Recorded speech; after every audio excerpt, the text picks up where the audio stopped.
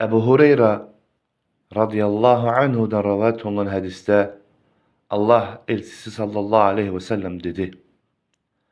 Allah öz kuluna buyuracak. Senden yemek istedim, mənə yemek vermedin. Kul diyecek, ey Rabbim, sen alemlerin Rabbi ola ola necə ola bilər ki, məndən yemək istəyəsən? Mən də sənə yemək verməyim.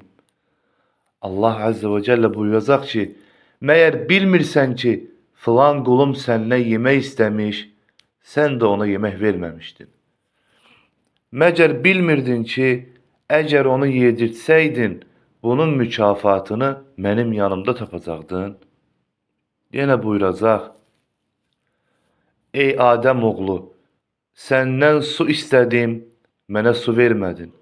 Qul deyəcək ki, ey Rəbbim, sən aləmlərin Rəbbi ola ola necə ola bilər ki, məndən su istəyəsən, mən də sana su verməyim.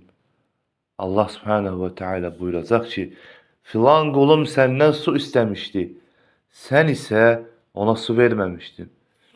Məcər bilmirdin ki, əgər ona su versəydin, bunun mükafatını mənim yanımda tapacaqdın. Yenə buyuracaq, ey Adəm oğlu, mən xəstələndim, sən isə mənə baş çəkmədin.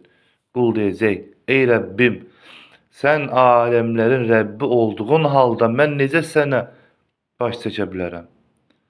Allah buyuracaq ki, filan qulumun xəstələndiyini bilirdinmi? Əgər ona baş çəksəydin, bunun mükafatını mənim yanımda tapardın. Yaxud məni onun yanında tapardın. Hədisi Buxar rivayet etmiştir.